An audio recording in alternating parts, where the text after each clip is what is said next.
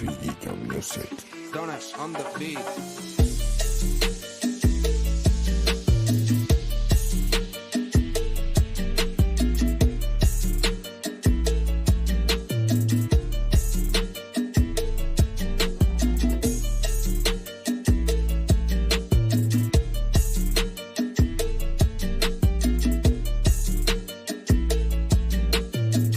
Physical music. Donuts on the beat.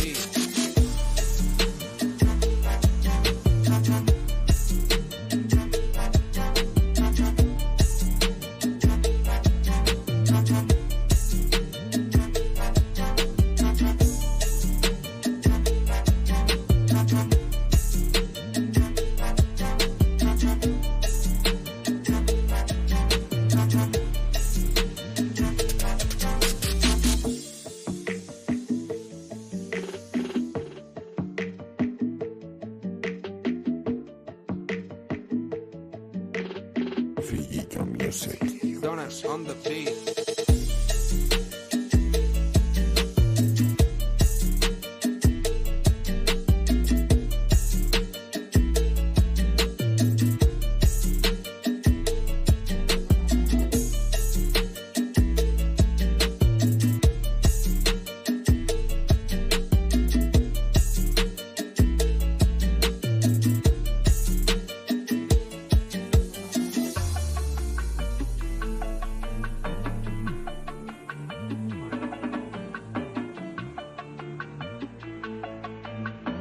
Physical music. Donuts on the beat.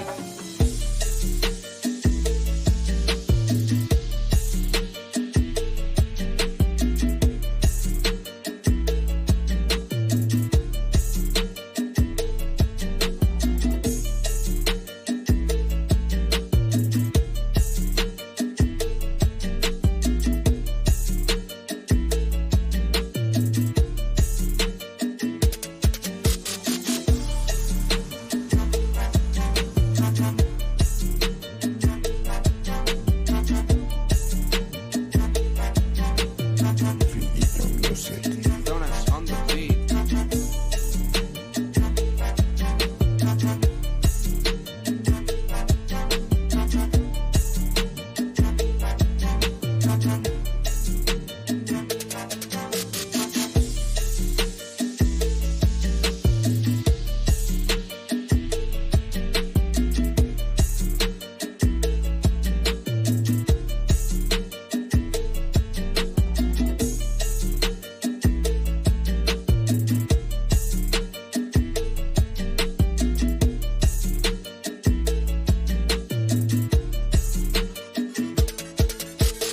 Physical music. Donuts on the beat. What are you waiting for? Buy this beat.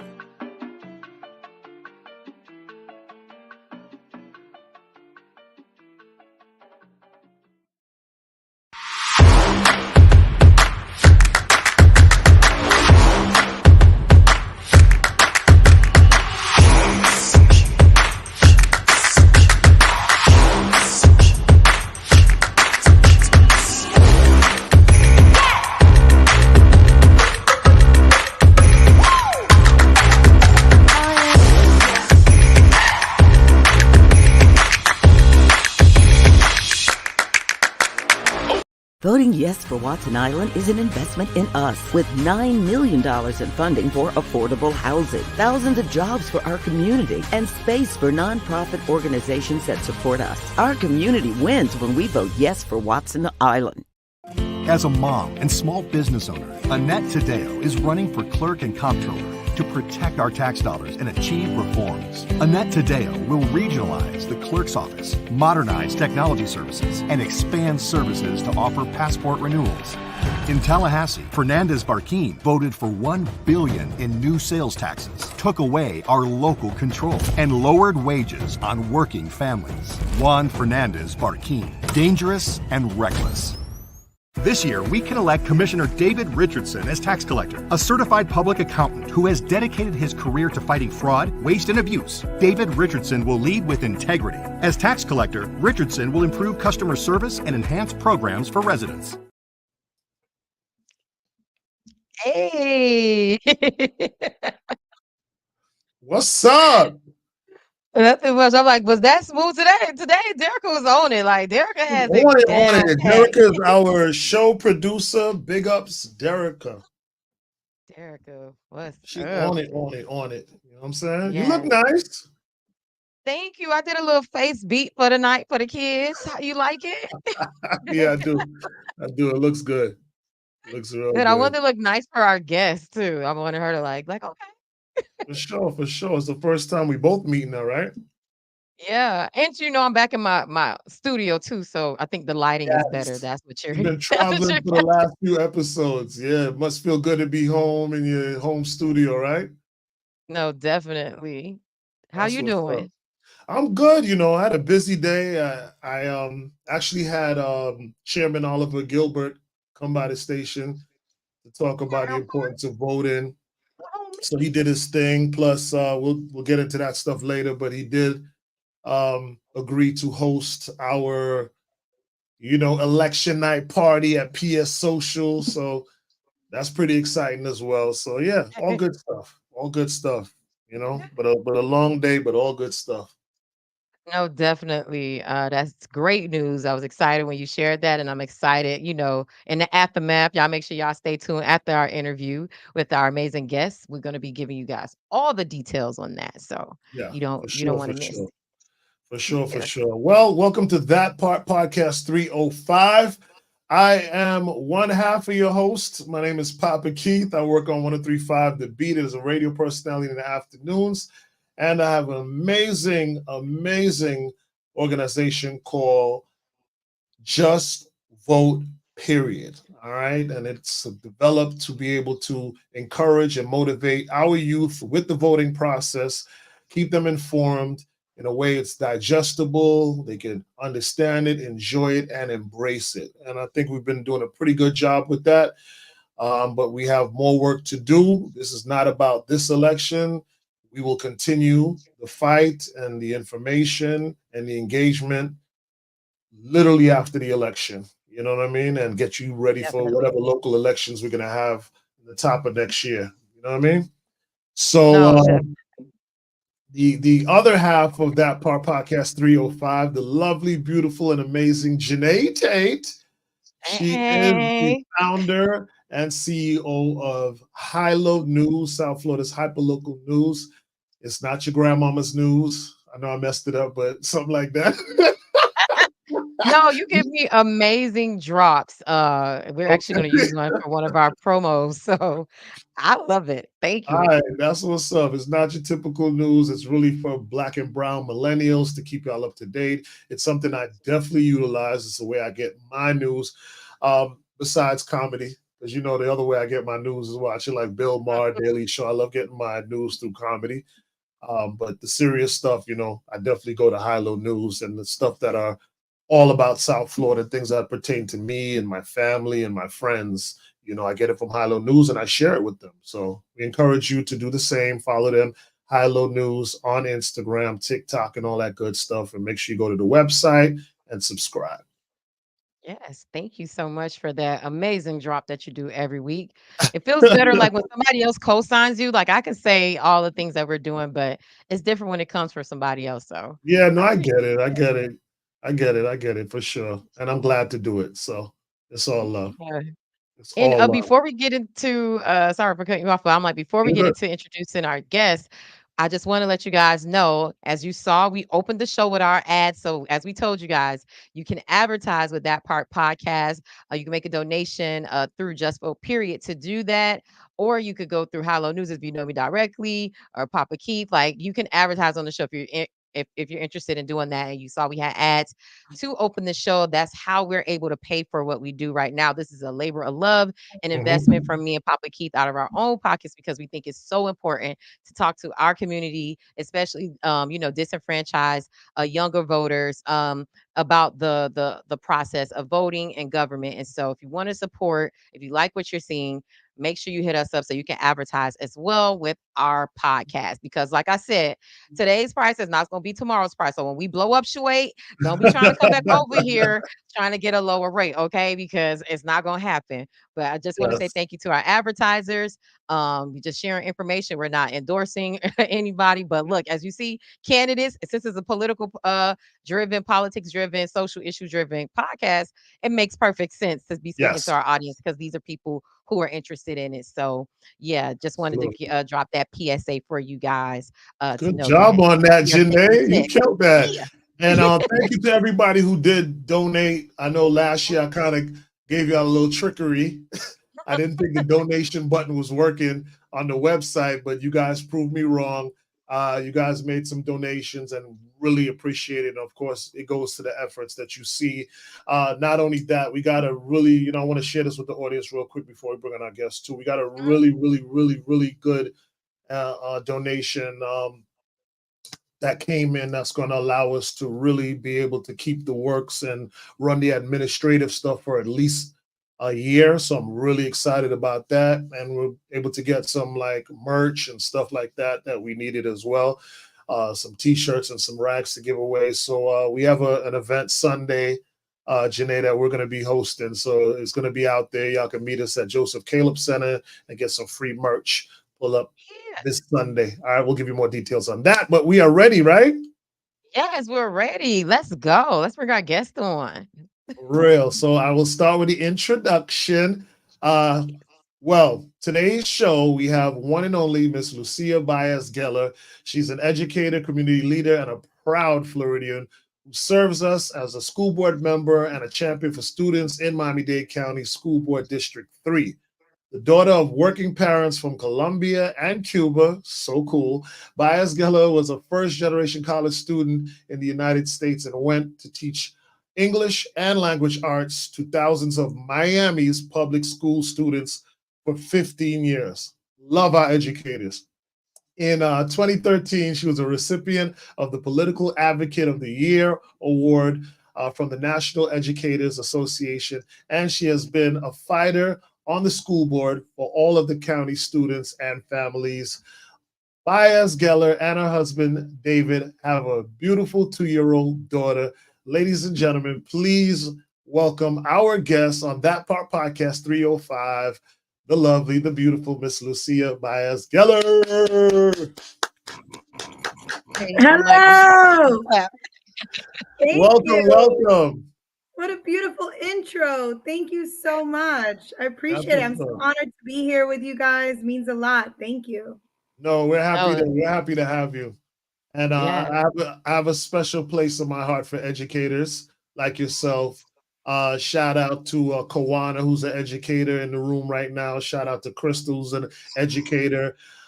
We know that the work of educators are absolutely selfless, absolutely underpaid, and overworked, and all the other craziness that goes with it. You guys are mentors, you guys are counselors.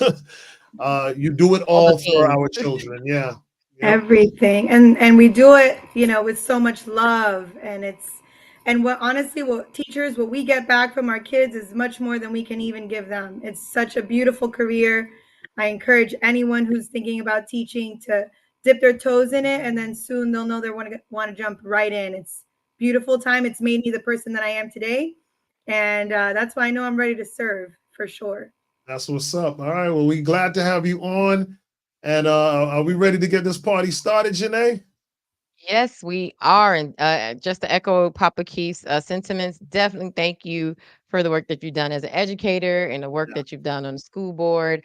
And so, yeah, special place in my heart for educators because without you, our communities will not be able to have the leaders and education that we have. And I'm a product of Miami-Dade County Public Schools. So definitely grateful for that and appreciate the work that you have done. So without further ado, I'll kick off the questions as I always do. So, Lucia, tell us what inspired you to run for Congress? And for those who may not know, can you describe the duties and responsibilities of a congresswoman? Yes, of course. So, a lot of what I would say was already in the intro, but yes, my life has been public service. I'm 41, so I'll put myself out there. but 20 years of my life I've given to MDCPS, 15 years in the classroom at Miami Beach Senior High teaching English to seniors, and then now 4 years on the school board, which was an amazing privilege. So literally 50% of my life has been serving the youth. And, I'm running because as much as I love what I've done as a teacher and a school board member, I speak to constituents now. I get calls all day long for the past 4 years, and they're not calling me about their schools. They're calling me because they can't pay rent. They can't put food on the table. They want to know how they can get access to health care. And aside from that, the reason I ran for school board, if I want to take a step back before that, is because I saw that the American dream that got me to where I am, someone coming up from Section 8 public housing to where I am now, those opportunities to succeed are not there. And so that's what I keep seeing at every step. I'm a teacher and I'm like, I can't just sit here and do nothing. Let me run for school board. Now I'm on the school board and people are not coming out the same after the pandemic. They're calling me. And now I'm like, I have to get to work.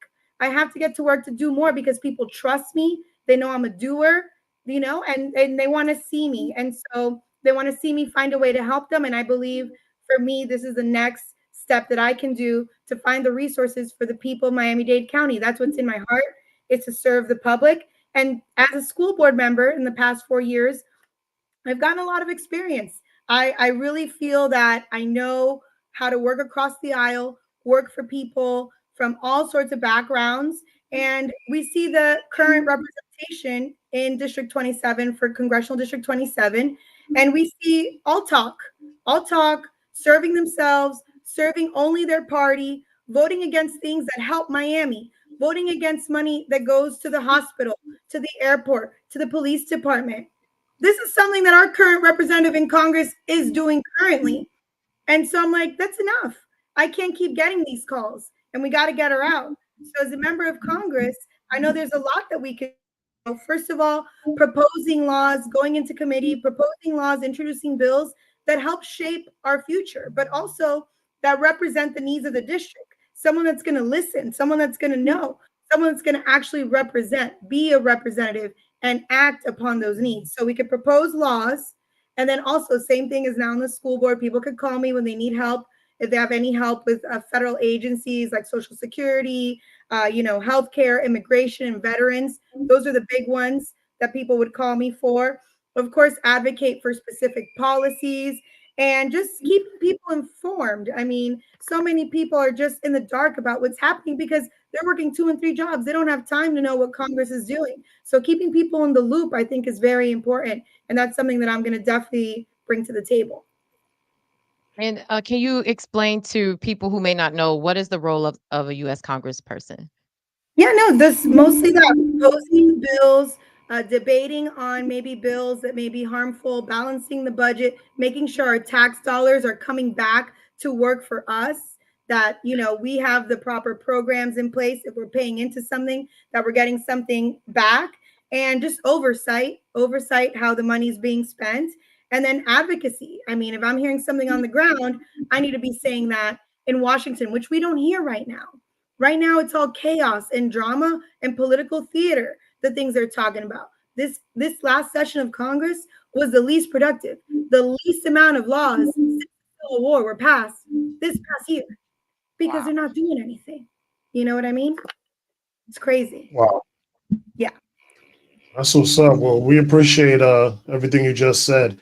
I have another question now. How does your background equip you to represent the diverse communities in your district? That's right. Yes. And I just want to give one little quick shout out to the district boundaries, if that's okay, Papa. Yeah, for sure. Okay, District 27 starts at Brickell downtown, Coconut Grove, Little Havana, Coral Gables, Flagami, West Miami, Westchester, South Miami, East Kendall, Cutler Bay, Palmetto Bay, Pinecrest, Richmond Heights, West Perrine. And that's what we're talking about, that heart right there. It's a big chunk of Miami. So anybody listening, you find yourself in those areas, please make sure that, you check me out, Lucia Baez-Geller. But yes, this background here, I grew up here, like I said, in Section 8 housing, the daughter of immigrants, Cuban father who came over on the Mariel boat lift, who I was telling people before this campaign, I would never really tell people that, it always had such a negative connotation that he came over on the boat lift, in the 80s. And now I'm so proud because after really digging deep, I realized he chose to put his life on the line on a rickety boat for freedom. And where we're at today in 2024, unfortunately, it's a fight for freedom. It's a fight for our rights. Everything that we've been gaining, everything that we have fought so hard for. I stand on the shoulders of so many people fighting fights that we already won, that we're going back to fight right now. It's very serious. And so, yeah, my background, Cuban immigrant father, my mother coming from Colombia, wanting a better life, she did raise me as a single mother. And I saw her do everything that she had to do to put food on the table, clean houses, clean floors, clean toilets, babysit, whatever she needed to do to take care of me. So I had that firsthand view. Then I had a firsthand view of all the other families that I was teaching, thousands of children, of their parents working hard and still calling me, what can I do, wanting to get their family ahead. I always tell people, I never met a single parent that didn't want their kid to succeed. I never met a student that was like, I want to be a loser. I want to grow up and do nothing. Never. 15 years, thousands of children, that didn't exist. Every single kid and every single parent wants to get ahead. And when I saw that so many of them were falling through the cracks, there's a problem. There's a problem. Kids are not getting the opportunity they deserve. And overwhelmingly, sometimes those problems are out of people's control. So that's part of my background, is seeing that experience and working with families. But what I see right now for our district is so many people are living in poverty. So many people are not making enough to even get out of the poverty line. And we see here that 2 and 3 incomes is just not enough.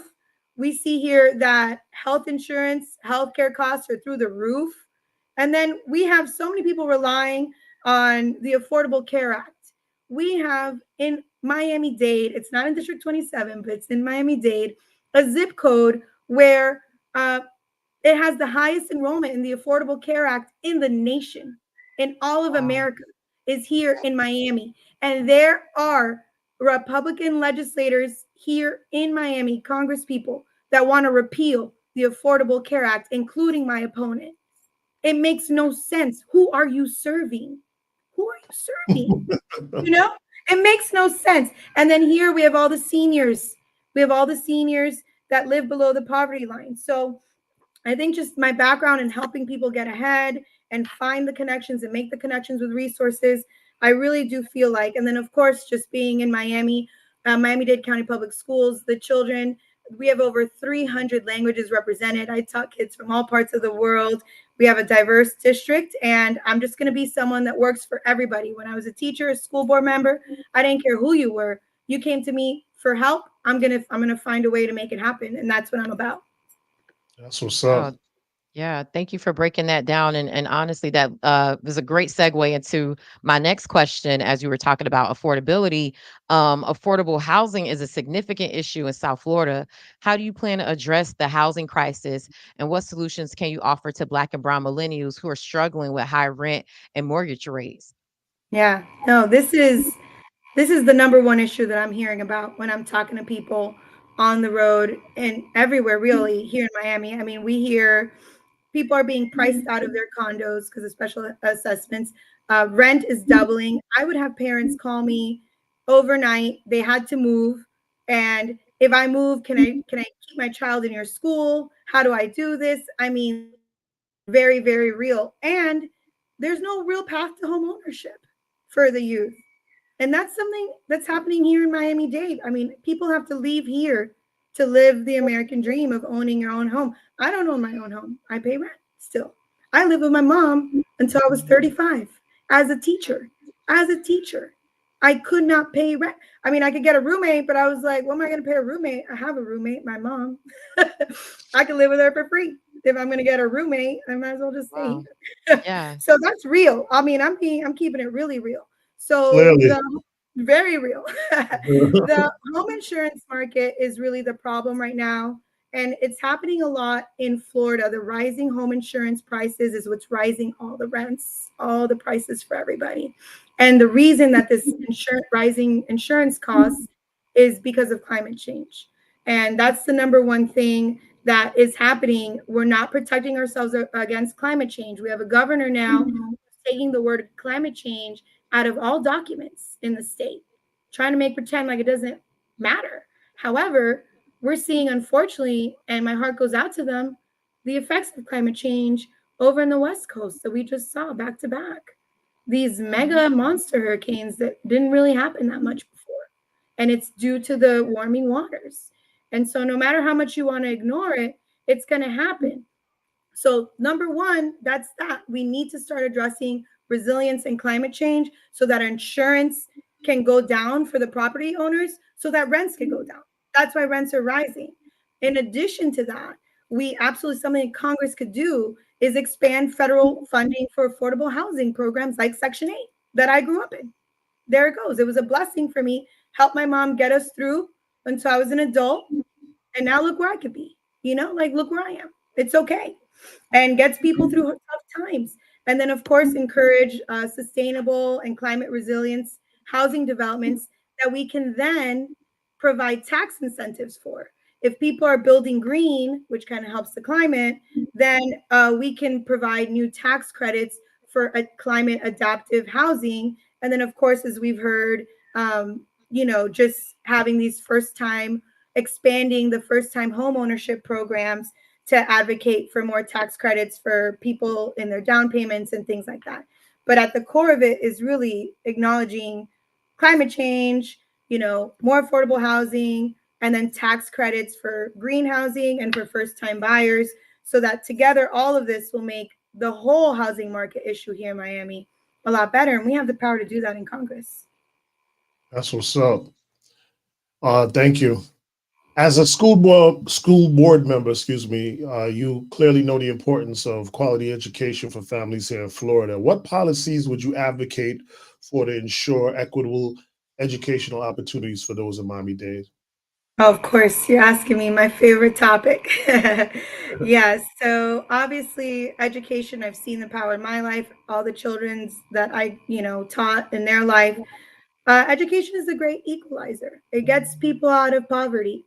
And I know that a lot of people like to say, well, college is not for everyone. Well, you know what, though? If you don't have a plan or you don't know what you're going to do with your life, college is the number one way that low-income Black and brown youth can get out and have upward social mobility. You don't know what you're going to do? Oh, college is not for everyone. Go to college anyway. Figure it out. It's not going to hurt you to have a college degree. And I understand it's not for everybody, but we can't dissuade people with that little comment to go to college because it provides social mobility. It really does. So that's my PSA for that. But yes, college education, having a career. I want to make sure that kids have the opportunities that I had. And so that means, first of all, making sure that we have a high quality education and that our education system remains competitive with people from all around the world. That's something very, very important. But in terms of policies, universal pre-K. We have so many kids, we say, education doesn't start when you start pre-K or kindergarten. Education starts at age 0. And a lot of kids, unfortunately, if they don't have, parents don't have money or access to close by, pre-K or pre-elementary program, it really creates a huge gap. So if you're starting school at 5, it's way too late. So we want to expand these early learning programs and make sure that we have a foundation for our students, because as we know, if by 3rd grade you can't read, you're not getting ahead. It's over. That's where that prison pipeline kicks in, right? Exactly, which we've heard so much about. So we want to close that gap. We also want to make sure that we're here, especially in Miami, we're serving different groups. We have special needs groups. We have English language learners. We want to make sure that we're supporting them with, tutoring, with language acquisition, which everything that we're saying about, making sure that we have more funding for these enrichment programs, and that we have really culturally relevant programs that kids see themselves. They see teachers that look like them. They see stories that sound like their families. Have people feel included and connected to the education system, I think is important. And so revising that. But one thing, and this is something I'm so passionate about, guys, is career and technical education. Our students should all, no matter where they're going to go, they should all be doing hands-on learning, internships. They should all be getting experiences out of the classroom.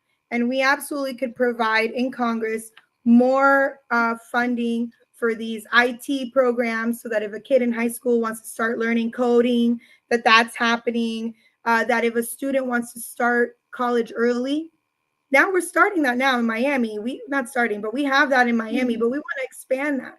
There's so many students that can graduate with their high school diploma and their associates at the same time. They do it all the time. We got to expand that. And yeah, we have to help people get into the workforce. We have to help them get the skills that they need now. They're not going to learn them at 18. They need them before. They need experience. They need a resume. I'm sorry. Kids before 18, they need a resume. So we have to provide them these experiences. And then, of course, right now, everything is STEM, everything is science, everything is technology. We have to expand enrichment opportunities in that. And then after school and summer learning, there's a summer learning drop. Some kids are going off, with their parents to museums in Europe. Some are staying with grandma watching TV all day. We gotta, balance that. We gotta balance that. Watching novellas. I can say that, watching novellas all summer. I've been there, right? But together, these policies could definitely create a more equitable educational opportunities and make a difference. And it starts there. So many little things that we could do. Lucia, I had a follow-up question, or well, actually two. So just to clarify for people who may not know, the dual enrollment program that Miami-Dade County Schools has, and I think Broward County has it as well, that's a free associate degree that the students will get. Just wanted you to speak to that. And then also too, when your comment about people saying college isn't for them, the reason why a lot of people are saying that is because of college debt. So can you speak to ways that as a congressperson you would I guess help with extending the federal Pell Grant or different opportunities, because that's one of the reasons why a lot of people are saying they don't want to go to college, is because the massive amount of debt that students are getting once they graduate from college. No, absolutely. And actually you mentioned them perfectly, but I'll piggyback off you. Dual enrollment right now, we have amazing opportunities with our public institutions, and those are state programs. So we do have to give a shout out for that here in Miami-Dade with FIU, Florida International, and Miami-Dade College, and some of the private institutions as well, like St. Thomas and Barry University. And essentially, schools are able to provide up to a number of credits. I believe it's 28 or 24, excuse me, something Or like that. yeah, 21 to two 24. for 2 years, Yeah, right? Like that's yeah, 24. associates, yeah. Right. And they're able to provide every year up to that many, every school can provide up to that many credits. And you could transfer in 60 credits total by the time that you graduate high school into any Florida university program. And so that is it does twofold. It cuts costs because you Hmm. just did half your degree, but it also cuts the dropout rate from college, because sometimes you get to college and you're like, well, I don't know, I have this job and I'm waiting tables at night and I'm waking up too tired for school, but I'm making bank. And and so kids kind of sometimes they decide to go for the quick and easy money instead of that, and they drop out. Or maybe they're not college ready yet and they take one or two classes and they're like, why am I paying for this? I'm struggling. I can't even get through this class. And then they drop out. So dual enrollment cuts that out because you've already done college. So you're like, oh, I can do this. And or you're already halfway through your degree. So even if you're making bank, you're like, oh, I'm almost there. I'll just go and finish my degree. It's fine. Right. So that's dual enrollment. That's actually what I taught at Beach High. I taught dual enrollment language arts. And that was my favorite thing. Kids would come back and be like, Oh, all the things we read and all the things we did, I already knew them and nobody around me knew them. I was like, you see? There you go.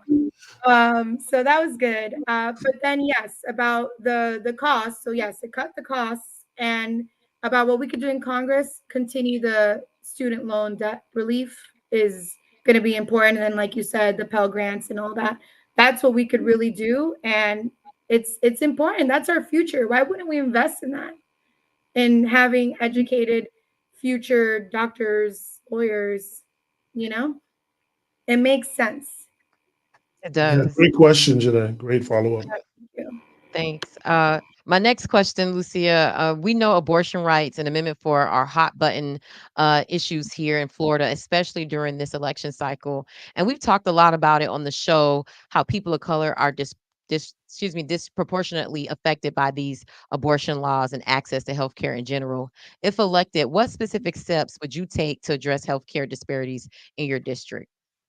Absolutely. So, first of all, about abortion, we are living in one of the most dangerous times for women right now, especially Black and Brown. Dangerous times. And it's unfortunate because the 6 week ban, so many women don't even know they're pregnant at that time. We are telling women that they need to wait until they're bleeding out to be able to get health care. We're telling doctors they're going to go to jail if they do their job. I mean, this is not acceptable in our country, right? And for me, it's personal because, and I've shared this a lot already publicly, even in the Herald with an op ed. A year and a half ago, I was trying to grow my family with a very wanted pregnancy, and it did not go as it planned. And it was a non viable pregnancy. And I didn't know that until 12 weeks.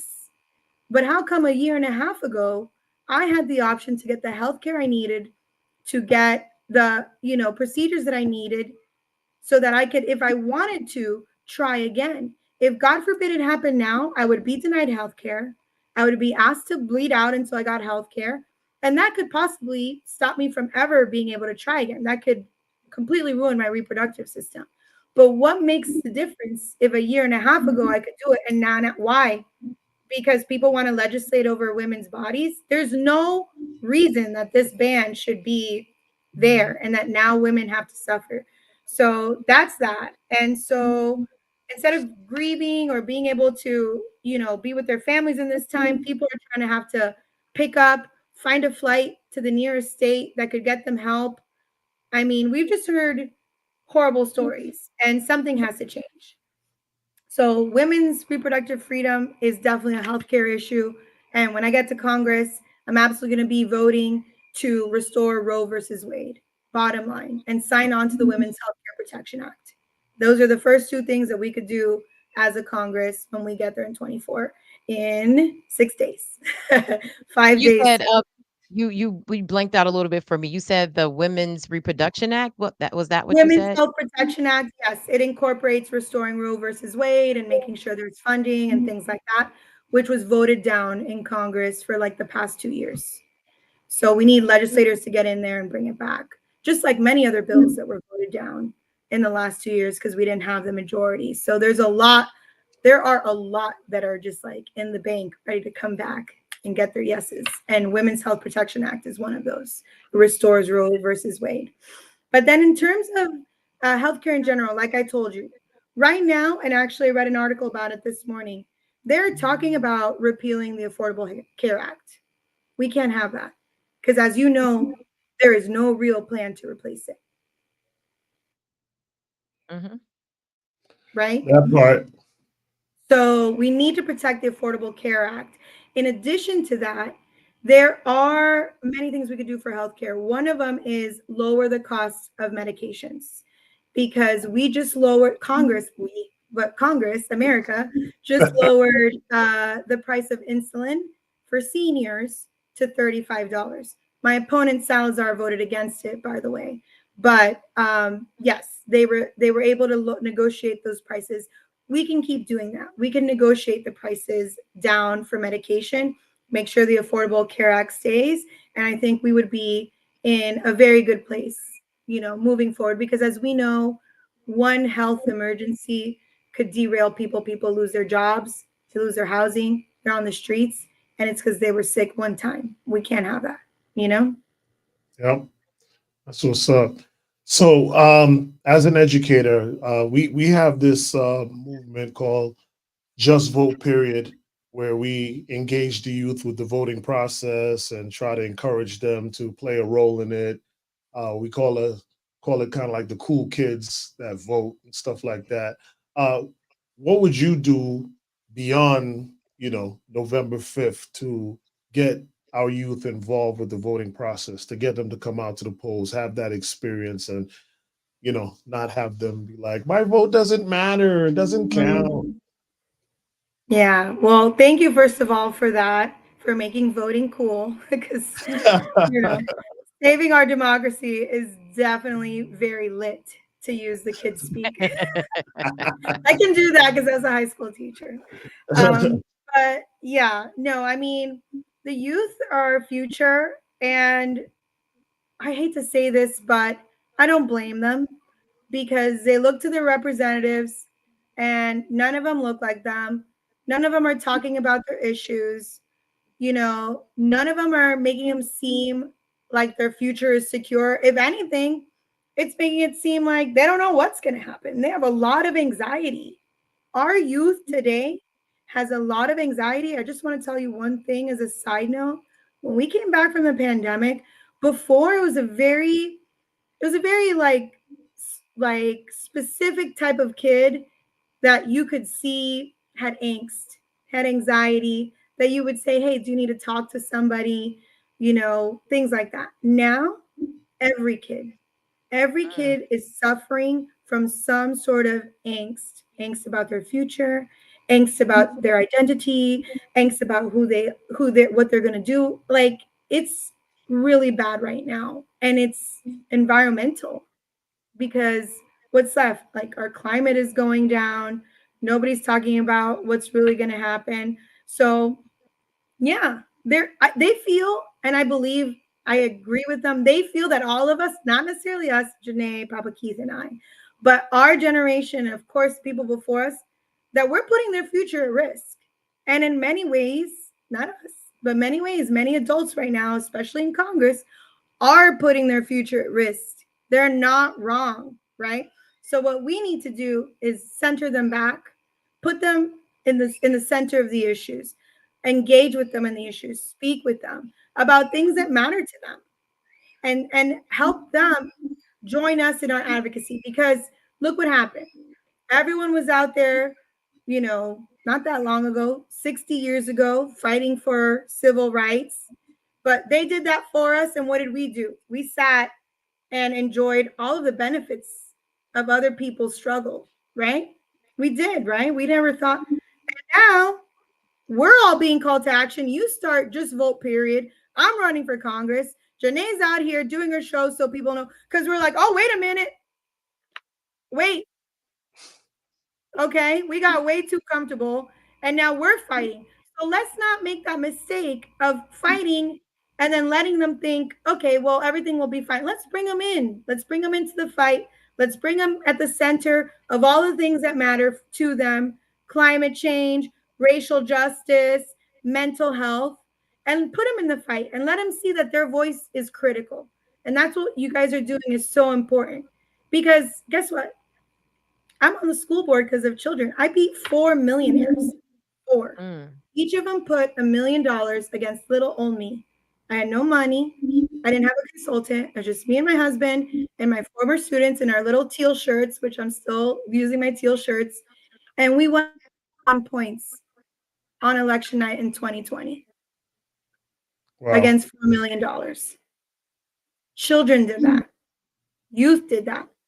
That's why people say, wow, you really stuck true to who you are on the school board. You spoke your truth. How could I forget who put me here? Children. And they are watching me. And when I get to Congress, they will be watching me as well. And I want to make them proud. And that's why I am who I am. And they made me who I am. And they gave me this career. Literally put me up on that dais. So children are powerful. Youth are powerful.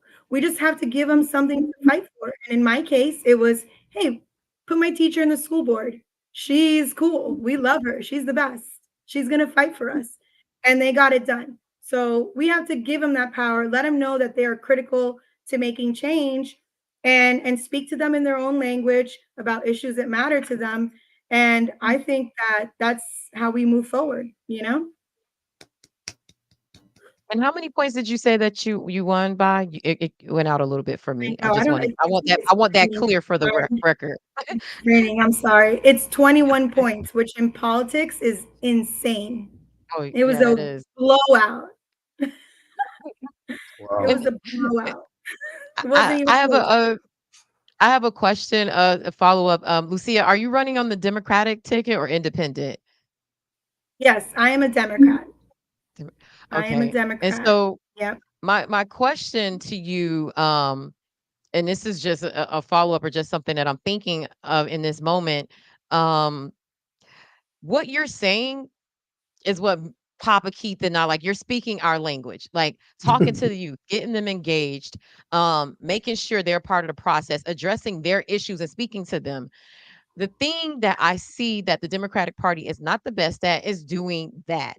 And so, as a Democratic candidate, have you spoke to leadership within the Florida Democratic Party, the National Democratic Party about how do you reach a younger demographic, especially here in South Florida and throughout Florida? Because so often we hear Florida is not in play, but somebody like you, they need to be listening to because you have great ideas. You speak the language of the students, of the youth. Have you been having these conversations with people in the Democratic Party? And if so, can you give us a little bit of insight to what they're going to do? Because there are so many minorities, different disenfranchised groups here in Florida that it almost doesn't make sense to me that we don't lean more Democratic than Republican. So what are those conversations about? Because that's part of the reason why we see that disengagement with the younger voters. Hold on, Yeah, hold on, yeah. hold on, hold on, hold on. Before you answer that, my co-host is on fire tonight. Like, yo, JT. Oh my! How you gonna interrupt the lady I'm before she sorry. finishes? I'm sorry. I had to shine a light on it, man. I don't know, maybe you back in your little office or something, man. But you on fire tonight. I'm sorry, Lucia. Go ahead. That was a No, great question. please.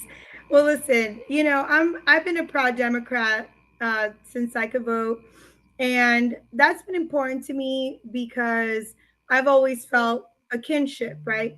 And one thing I've heard, I've definitely been active, just trying to promote democratic values because I do feel like Democrats are out for the people, right? And that's what I'm about. But one thing I've heard about the Democratic Party is that they're the party of everyone, right? And so sometimes it's hard to get on the same page because everybody's welcome. And so there's a lot of different point of views, a lot of different people. And whereas the other side, they just fall in line, they just fall in line. And people do as they're told. It doesn't matter, sell your soul, do your thing, quiet, do as you're told. We don't do that. And so that's one thing. And so I believe that inside of the party, it's hard to really get aligned. In terms of the youth, you know, it's hard because again, to have people really participate, I guess, in their own liberation, you have to like touch their soul in a way, right? You have to make them feel it. You can't just tell them this is important, you should fight for it. They have to feel like something's on the line. And so I don't know if the party's implementing that sort of outreach. And the thing is, they're not going to come to us, the youth. We have to come to them. And that's the bottom line. And so in a party where everyone is welcome, you can't really just have one point of view because there's so many. How do you build trust in people, and how do you represent everybody fairly? And I think right now the party is building back trust in so many ways, and I think that that's what we have to do. I will say one positive thing that I really like about the Democrats. Well, I like a lot of things about Democrats, but one thing aside from everything else is that we campaign on solutions. Whereas the other side just campaigns on problems, fear mongering, stoking division and hate. And so I do think if maybe we follow up a lot more on the solutions and to the best of our abilities, kind of translate that to children, that we will definitely be able to reach more of them. But one thing about the youth, I'll say this just to, say something else, is that they have to see themselves represented. And that's Mhm. something that I feel so passionate about because that's what my kids did. They took someone that's just like them, that grew up on the same block as them, in the same beat up homes as them, with a single mom, doing all that, and they gave her power to be a voice. They all have a voice, right? But it's not heard. People are not voiceless. I learned that in my activism early on, not to say that. People are not voiceless. They have a voice. They're just not being heard, right? And so I took all of our collective voice and then they hear it. I see that all the time. People stop me at Publix. Oh, I was listening to you on NPR and it felt like I was talking. And I'm like, yeah, exactly. But that's because they feel represented and they have to see more people like us. And that's, I think, the bottom line. That's why it's a blessing that I get to do what I do. And really, God willing, I win. Can you imagine me in Congress? They're going to be like, where did this Miami girl, who let her in here? Who gave her who? And I'll be like, my kids, my volunteers, Papa Keith, like everybody, we're all gonna be there. Imagine hearing me in Washington. And so that's very important for people to see themselves reflected in their leaders. It gives them the confidence that they can do it. And we have to open up those doors and bring up people with us. And so that's a big point of it, of that's how we get them to believe in their power. Like, oh, so that was a lot, it's important. Oh, you I did great.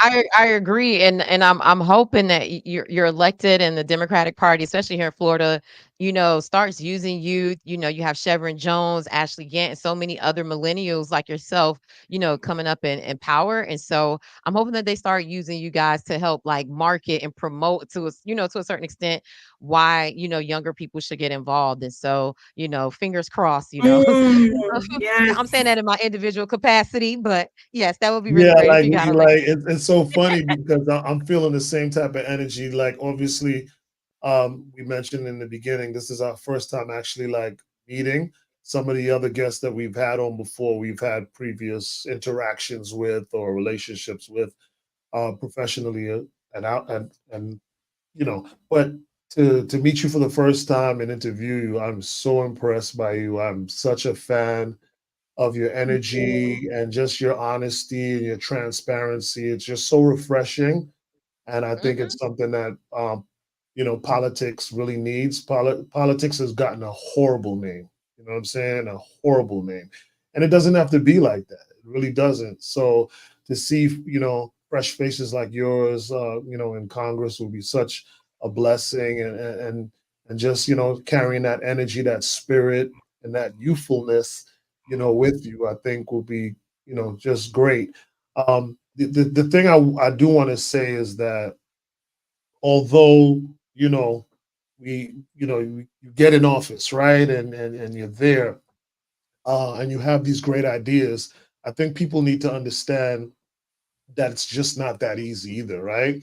So like Mhm. we elect people to come into office, and then we ourselves not knowing the process, some not being educated about how things work, they expect you to like wave a wand and snap your finger and everything is going to be fine. And they don't understand the pushback. They don't understand the fact that Republicans really run Florida. Let's just keep it real. And to get things done, it's going to take something that you said earlier, working across the aisle and trying to Mhm. build relationships with the enemy, so to speak, or Uh, Republicans if you're a Democrat, in order to just make bring home things for your constituents. So a lot of people just don't understand how those things work. They think, oh, because you got you won, it's like, okay, we're good now. We get everything we want. No. So can you speak on that a little bit? Yeah, I appreciate you saying that so much. because it is important. And right now, what we have is chaos and extreme. The extremism right now is really the enemy. And I think that we're working really, really hard to get a lot of those extremists out. My opponent, Salazar, is one of them. She drank the Kool-Aid. She's done zero bills in 4 years. All she does Wow. is go up there and block every bipartisan bill. That's her job. That's why they're trying to keep her there. Because she, like I said, she does what she's told. Vote no on everything that comes from bipartisan bills. No. So that's, I think, what we're doing right now. We're trying to keep the Senate, and that's where we have Debbie Murkisel Powell is key to that. Shout out. And we're trying to flip the House. This is the closest we've been to taking the House in years. We're only 4 seats away. District 27 is one of those four, meaning we can knock out 4 Republicans and have the House. And God willing, those two things happen. We have a Senate House. We can breathe. America can collectively take a sigh of relief, because that's where we can make the decisions that are going to do the things we said. Put money in people's pockets, protect our freedoms, give the support to people that they need. And, Florida, it's been rough. We've been under Republican leadership for almost 20 years. And look where we're at. Look at how far back we've gone, you know? And so it is a change in leadership. So that's Congress, keeping the Senate and the House. But at the state level, there's something good going on too, because even though there's a super majority, like you said, Papa, it's, Republicans are completely in charge here. But if we flip a few of the state house seats, that one you have to excuse me, I'm not sure how many. But if we flip some state houses as well across the state, the supermajority, the number that gives them the complete control to keep that foot on our backs, is done. And so now Democrats, even though we're not nowhere near even, they'll be able to block bad bills. They'll be able to have some negotiating power. So I hate to say it, but it's really on us. It's really on us. I mean, it's a crisis that we're in right now. And people need to feel the urgency of now. Because, like you said, I am going to go fight. But depending on who I'm working with and what the makeup of the US Congress, the US Senate, the state House, the state Senate, it depends on how much we can get done. I'm going to fight no matter what, I'm going to fight, but uh, it it's gonna see how the power balance goes is depending on how many people we have. So let's see what happens. Voting, that's why you have this. Just vote, period, because voting really is number one, to be honest. Yeah, absolutely. Yeah. Um, This is my great. Yeah. I love that breakdown. Thank you, Lucia. My last question for you is about the future. I would like to know your vision.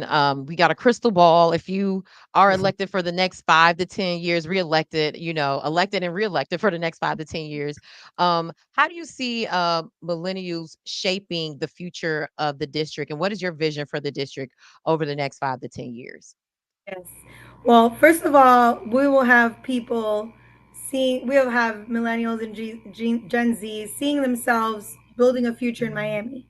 Because I think right now they don't. They think they have to leave, go move somewhere, go to Orlando, go wherever, but not here. We can't have that. We have to have our own. We have to pour into them. We give to them MDCPS.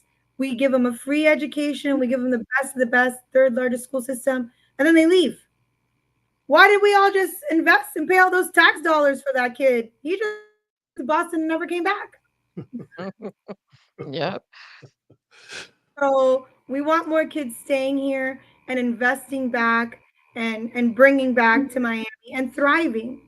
I want to see in Miami no more just trying to survive. I'm just trying to make it. I'm hustling. I'm just trying to make it, thriving, building, dreaming on that, building on that dream.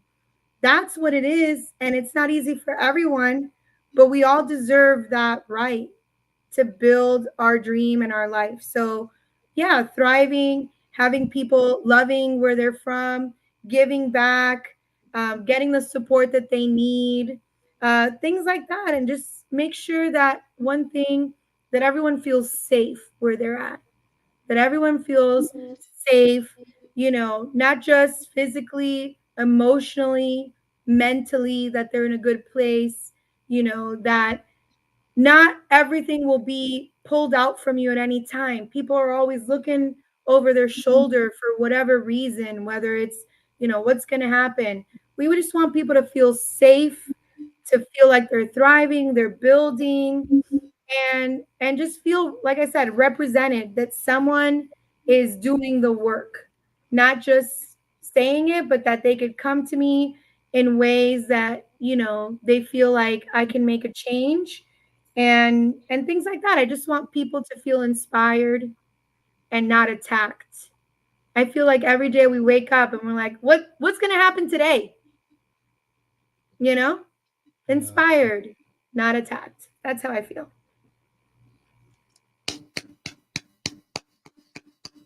Thank you, guys. I love Yes, chatting with you Lucia, guys. wonderful job. Um, Thank you so much for taking the time to do this. I know it's like literally days before you win your election. So I really appreciate you taking the time to do this and joining us at That Part Podcast 305.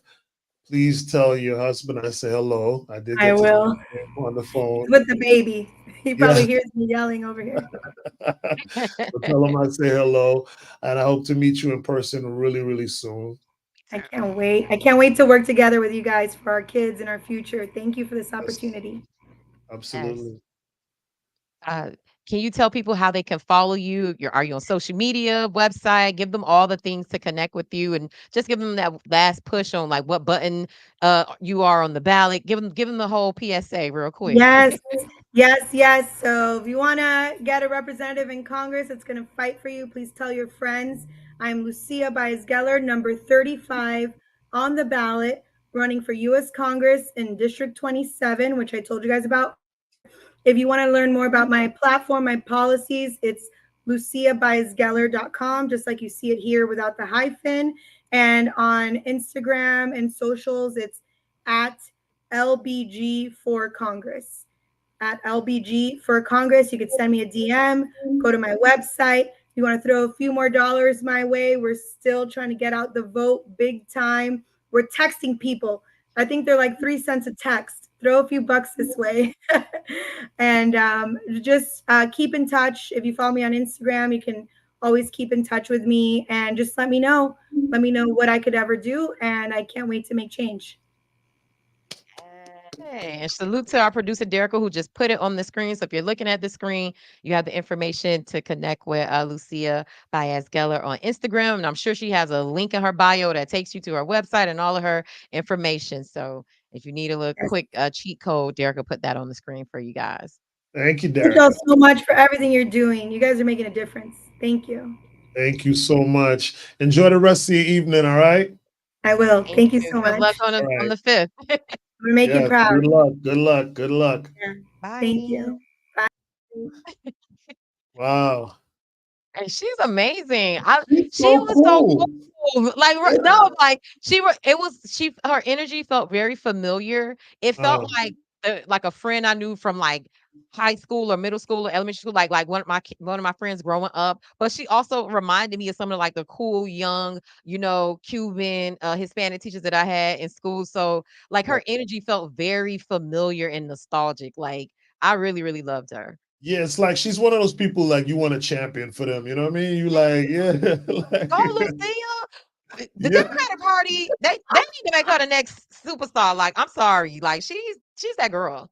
yeah, man. She's a whole vibe, man. And and shout out to all the educators. 'Cause I know we have a few of them in there, so I'm sure y'all appreciated this episode a little bit more extra to see one of your own have an opportunity at Congress and just speaking about all the stuff that you all do and where y'all came from and all these different things. Somebody that represents and has walked the walk. You know what I'm saying? Yes.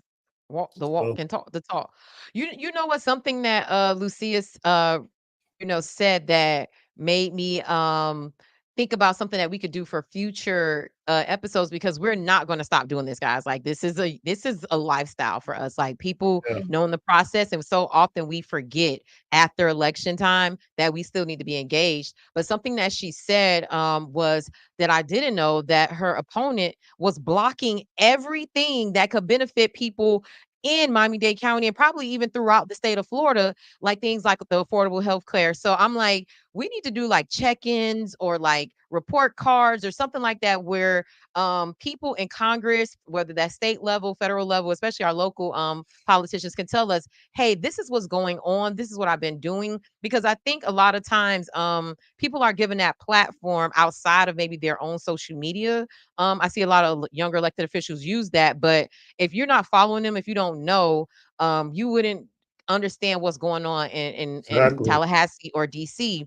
And so maybe that's something that we can do moving forward, is to have like set aside time to interview these people so they could update us. Because I feel like if people knew that Salazar was doing it, I feel like a lot of times they do this stuff in the shadows, in a sense of people just aren't checking for it. But if people knew that they were blocking things that they actually need, like Section 8 and things for affordable health care, education, they'd be like, nah, like, I'm not rocking with you. You're not gonna get my vote.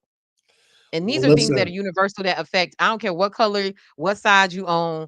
We all want healthcare. We all want affordable housing. We all want lower insurance rates, especially here in Florida. So, yeah, if we knew and that then homegirl even was if doing we, that, the other part of it too is, even if we don't necessarily need it for ourselves, we want it for our people. You know what I'm saying? mhm, And so that's a great point. I actually can see, maybe for the gubernatorial race, a high-low just vote period report card. I like that report card energy. yes, let's do Yeah. that. Let's So let's we let's have do some that, time. We Jerica. can, yeah. Because We you're have gonna be some the one time. helping me with it. She learned. No, my sister don't work America, for you get free, so an please don't get it twisted. I pay my sister. I A. pay my sister Right. more than I pay myself. That part. That part. That part. No, she Yo, was really dope. thank So you for getting that interview, PK. Thank no, you. it was cool, and it happened kind of inadvertently, because some two people brought it to me at the same time, kind of like one day from the Mm, next, like, hey, you should look into having her on the platform. And then it's just been working out for us, like this season and last. Like, we really have complete series, and that's why I'm so happy, and I want to give the credit where it's due. The person who gave me the idea to call them series instead of seasons was Sharif from PS Social. oh, hey, Yeah, Sharif. he like Yeah. do things in series, so that way, and that way it has a level of a separation, and you can kind of do different things with it. And then when he Hmm. said it, I was like, okay, I saw what he meant, but now actually doing it makes so much sense, because in this series, what I liked is that, again, we decided to do local the first series because of the primaries.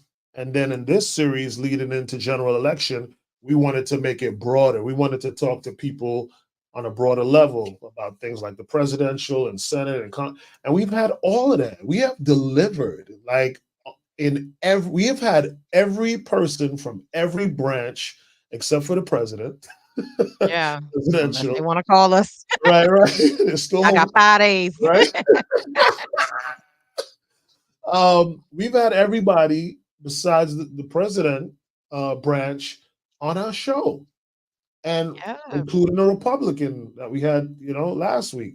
That they So chewing we me have, up in the comments about. right. I mean, that got busy, but listen, it's all part of it. And so I'm very happy with the direction that we're going, that we have been going in, and I'm really proud of it. And like you said, we aren't going anywhere, because I just continue to feel inspired, and I just love what we have built together, and then and I could just see it just I could just see it growing. And what's going to be crazy, Janae, is that when people really pay attention to the fact that we not going nowhere for real, because Mhm, after our next episode, which is going to be a very special episode, by the way, it's going to be after the election, and we're mhm. actually going to do like a mini. town hall. We don't know who we're gonna have yet, but we're actually gonna be talking to some people that's coming to our election night party. So so far we do have Chairman Oliver Gilbert. We have Uncle Luke. So we have some people, and I have quite a bit more that's going to be coming in. We have my boy Robert Dempster and just so many others Hey, that's going to be able to chime in. do And we have Dwight and Jasmine too coming through? exactly, Hey, exactly, hey. exactly. So it's going to be a vibe. It's going to be a party. It's going to be food. So we definitely want to invite everyone in this chat to come on out. Janae is going to be here live. Yeah. I will. And shout out to my cousin Alexis who was visiting us in North Carolina, and she's been teaching me this dance from TikTok. If anybody seen the guy with the boots who was shaking, so I'm gonna be doing that all down to the election party in between interviews, and she taught me the shamar dance, so I'm gonna be Oh, doing that too. nice, nice. Hopefully she can Not come TK down talking too. about night. No, I'm just saying, hopefully she can come down and show all of us the dance. You Well, know what I'm I'm gonna do saying? it for us at the party. Okay, got you, got Hopefully, I you. have a celebration dance to do, celebrating For who I real, want for to real, win. for real. We're looking forward to that. But so after that show, we are gonna take a hiatus for the holidays. Janae, wow. And then we're gonna be back in January because to Janae's point, this is something we take it serious, and we kind of having discussions on whether we should have some more fun with it and do some different things. But we do have some elections that are coming up in March, some local elections, and that's going to be part of it. So because the local elections won't be as aggressive as the general election and as the primaries, we may do some fun stuff in between to keep y'all engaged. Talk some some differentness. I, well, here's the thing though, because our show is not, heavy political politics, government, but it is definitely social issues as well. So outside of election season, we'll be able to have some more conversations outside politics, but there'll be more social issues and Right. one of those topics. I don't know if we should say it yet, but we kind of were meddling on it last week Give them on a what tease. This is our family and well, friends right okay, now. I wasn't sure if you was okay. I'm okay. Um, I'm not sure if you were okay with it, but we want to talk about the Miami music industry and the lack thereof here in South Florida. So you'll see more conversations like that. We're not gonna go super podcast, bro, on y'all with the who should pay the bills, or should it be split. We're not gonna do that. We're gonna talk about social issues, broader Yes. issues, things that are hot button topics, not only in the community in South Florida or Miami, but things that we see nationally, internationally. So those are one of the things that we threw out there that we want to talk about. Talking about business and how to boss up using even like maybe the government to expand your business, like bringing somebody on and say, hey, this is how you get a contract, this is how you do this. So we want to have like more broader conversations and And we're gonna have outside the of guests. We're gonna have the guests to uh, match it. So everything yeah, the she's guests to talking match about, it. we're gonna have the experts or people who are respected and known for that as part of it. Yeah, so Yeah. that's just a touch of like what we're going to get into outside of election season because the show has to go on and every week we won't be able to dig into an election or a social issue. Um, I mean, that's going on in Tallahassee or DC, but we can have these broader conversations. And I feel like everything to me is connected to the policies and things that go on within our country. So to me, there's even a case to me with a connection to music in Miami and maybe even politics. Like Yeah. there's a connection because it all informs every part of our life. But if But you look just at want to it, manage that expectation for y'all. you're right though, Janae, because even if you look at the rallies lately, they always bring out the heavy hitters towards the end. We've Hmm. seen Beyonce, Taylor Swift, we've seen Eminem. Jay Um, Z. you know what I'm saying? So music and politics and all that stuff, they all intertwine. They all intertwine. Yeah. And so definitely be on the lookout. Also, too, y'all can slide in our DMs or our comment section on that part podcast. Let us know if there's topics, if there's people that you want us to interview. Let us know if you could connect us to them. This is us. Like we always say, the comment section is the third co-host. So, co-host, if y'all have topics or guests that y'all want to see come on that part podcast, let us know. We wanna hear from y'all. This is our show too. We're building community. Yeah, absolutely. Definitely want to say, Jay. I definitely want to say. Well, I know Tontis is hopefully going to be there. Um, Mama Tate, Crystal, Kathy, everybody that's in this chat right now, the Quins. We want to see y'all on Tuesday at our election night party. We are personally inviting all and everybody who is in South Florida or who wants to come to South Florida to join us at PS Social in Wynwood. We're going to have food, we're going to have music. It's going to be a vibe. See, the music came on when I said music. Yeah. We going to have good job, Derek. She's on it. Even when she's not trying to be on it, Right, she's right. We're gonna have food, music, and we ordered a lot of food, Janae. Shout out to Food Dude who's catered the last events that we've done. But we have some seafood. We bringing out a whole bunch of food, and it's gonna be so much fun. We got the photo booth up. We're gonna take pictures. We're just gonna have a really, really good time. So we want to invite everybody because everybody I feel who's actually in the chat right at this moment has been so time. And I know a lot of y'all are family, and y'all sit through the whole thing with us. But just so y'all know, we do have other people that chime in after we launch it. Then we get a lot more viewers, people who watch it casually and when they can.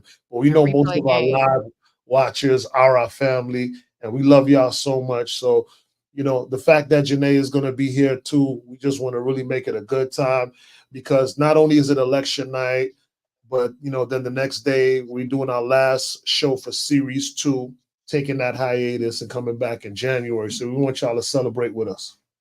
Yes, it's a celebration. This is community. Honestly, what I was thinking about our show. PK, are you watching Papa's House on CBS, Damon Wayans' new show? No, I saw the promo for it. It started already? Yes, it started. There are 2 episodes and it airs every Monday. But here's the thing, something he said about radio that made me think about you and just also too what we're doing. And he was saying that what he loved about radio is the community that it built and the connection and relevance that you could build with your audience. And I feel like that's what we're building here with That Part Podcast. And so to me, it's apropos that, we're starting with our family and friends. And of course, people watch outside of that. But to me, we're really building a community and a family. So, and here's the thing, Damon Wayans on that show is playing like a radio jock who's been in the game for a long time. It like Martin, but he's based in New York. He's based in so I'm watching it or whatever, and I'm watching it with Lex, and she's like, "This is Papa Keith," and the name of the show is Papa House, and I think the name of his radio show is Papa House. So I was like, I gotta tell PK to watch this show because Okay, I feel like you would like it. I'm gonna watch it tonight. Can I tell you something that I'm most excited about? What? The election night. If your mother's there, and my mother's definitely gonna be there, I think it'll be so amazing to have our mothers. You know what I mean? Yeah, and she gonna be riding with me, so she'll be there, or I get a Uber from the job, and she could come over to PS Social. But yeah, that'll be really cool. I'm really looking forward to that episode and watching that in the moment to see history being made in a part. We played our little role in that, so we'll be seeing who gets elected and who doesn't, and what that means for the future. So I'm really excited, but also too just to see you and the family and everybody in person who's been supporting us. That's gonna be a real good time. Yeah, definitely. Big ups to Tontis. Yes. He's not gonna be able to make it with me for this trip. Oh, damn, Tontis. But listen, we have our little getaway. We got our little getaway in November, well, in the middle of November. So we'll see you 10 days after. Exactly. That's right. Ma, it's going to be at PS Social. We're actually going to run an ad at the end of the show so you guys get more information about the election night party that's coming up next week, Tuesday. Me and Papa Keith will be there live. I think that's going to be our second time recording live in the same location. So that's going to be really fun. And that's how we kicked off the season with DL in the same location. We're going to kick it off in the same location at PS Social. So we full circle moment. Yep. Yeah. Well, but it was what? No, I was just gonna wrap it up. I was just gonna say, well, we appreciate y'all. Please remember to follow You could follow Janae and follow myself on Instagram, follow our social medias. Boom, see it there at the bottom. So I ain't gotta say it. Please, if you haven't donated yet, maybe the donate button is working for other people, but it's just not working for you. So this will be a good time to see if the donate button works for you. I would suggest $5. Bag of weed, $5. Yes on 3. $5. Right? $5. $5. Just donate $5 just to make sure the donate button is working. Please go to justvoteperiod.com and you'll see the donation button in the menu. Hit it. $5. You can do $5 every month if you're really feeling saucy. You know what I'm saying? But just to make sure that your donation button is working, if you haven't tried it yet, please try it out for us today. All right? And we'll appreciate that very much. That's what's up. And like we said, if you want to do advertising and promo with us, so let's just be clear. When they make those donations, those are going directly to Just Vote Period and any programming for that for Just Vote Period. But if they want to do advertising or make even a donation to that podcast, how are we directing people to do that? Well, for instance, they could run the ads, but if people don't, have any ads to run and stuff like that, then pretty much what we would do is just, if they specifically want to make sure like this stuff goes to that podcast, then they can notate that. I'll get with Robert and make sure that what I'm saying is true indeed. You know what I mean? But yeah, I think there's a way for them to kind of notate what they actually, have a note to say, hey, for that podcast, and then we'll make the separation with that. Okay, just wanted to get that clarity for the audience and myself. So I know, right? Make sure I'm telling you that on the fly. That's why I said I think. I don't like the bullshit. So. Another way they can help us out where, especially if they want to specifically support the show, I would say like, subscribe, share this with a friend. We have over 100 subscribers within, a few months of launching our YouTube page. So we say, help us double, triple that. The next threshold that we need to get to monetization is to get to 300 followers. So once we do that, then we can activate. I don't know if anybody here is an avid YouTuber like me, that if you put you could do super chats and you could do donations straight through YouTube. And so once we get to 300 followers, we'll be able to do that. So guys, help us get to that next threshold. I feel like we're closer there. We'll definitely get that within the next, couple of months. But sharing it, telling someone to subscribe helps us get to that point, closer to that point of monetization, which helps us with doing what we need to do. So I would say, stop what you're doing, like and subscribe, comment, help us with the algorithm that helps us with getting monetized and getting views on YouTube, which is our main platform of distribution. Mama said, you hit that donation button. Trust me, it works. Yes, thank you, Mama. My biggest supporter. Ain't she's always there. And she made sure that donation button was working. So y'all make sure y'all do it. But last thing, Sunday. Sunday. Oh, Sunday. Do we have the flyer up? We don't have it queued up. Ooh.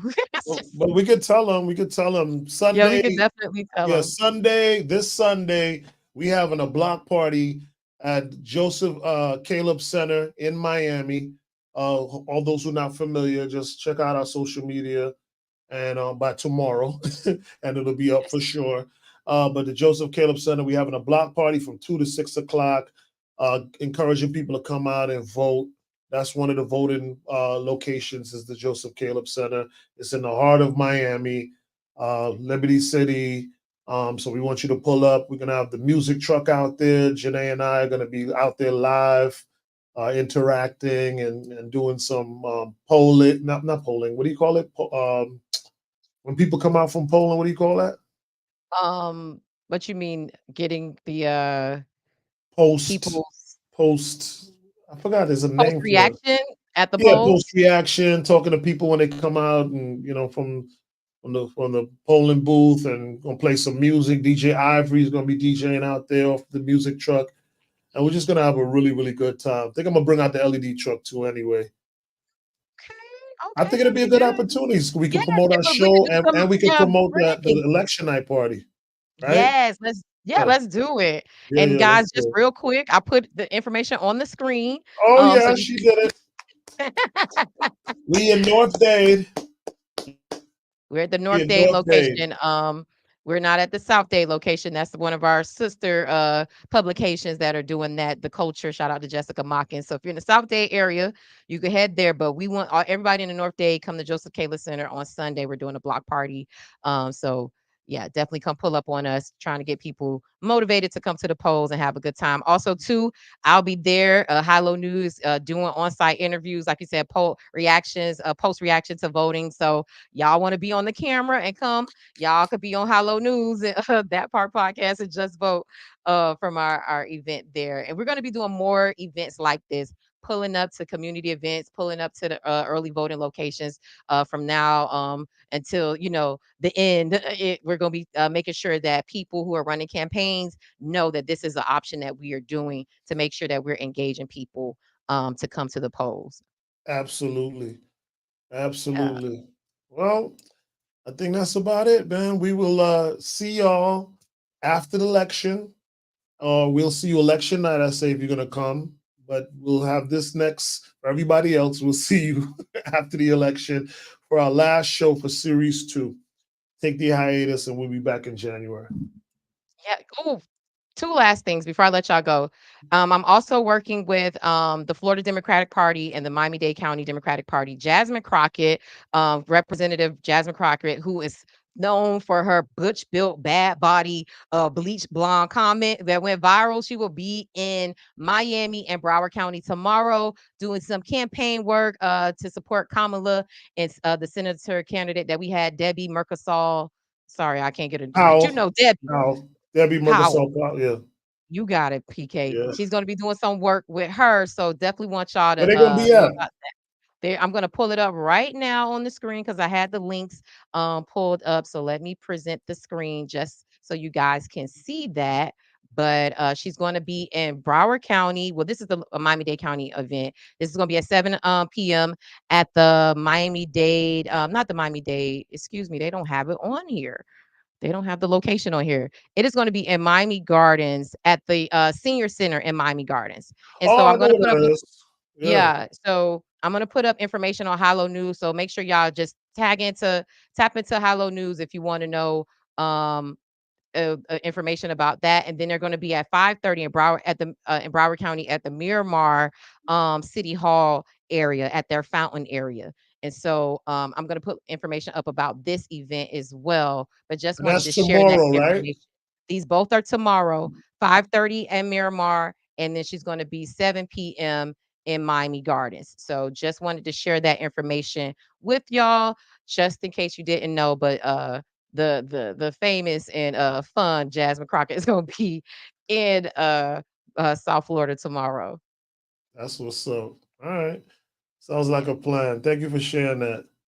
I'm trying to get my things. Come on. They came to you, girl. They did some spending with me, and so I'm promoting and helping getting the word out. So y'all That's what's just up. we gonna I'm gonna give y'all some tea on how this whole process works because there's a whole business behind politics. And I'm gonna give y'all the tea on that after the election. I ain't gonna tell y'all What's nothing. up? Well, y'all have a great night. We appreciate y'all so much. Thank y'all.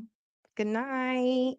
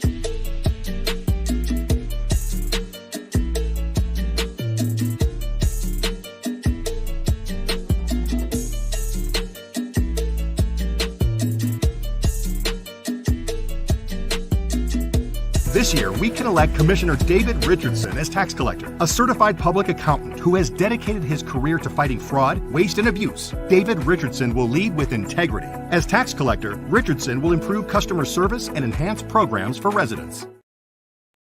As a mom and small business owner, Annette Tadeo is running for clerk and comptroller to protect our tax dollars and achieve reforms. Annette Tadeo will regionalize the clerk's office, modernize technology services, and expand services to offer passport renewals.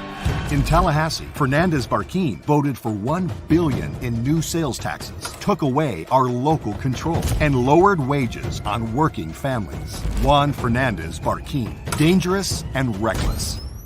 Voting yes for Watson Island is an investment in us with $9 million in funding for affordable housing, thousands of jobs for our community, and space for nonprofit organizations that support us. Our community wins when we vote yes for Watson Island.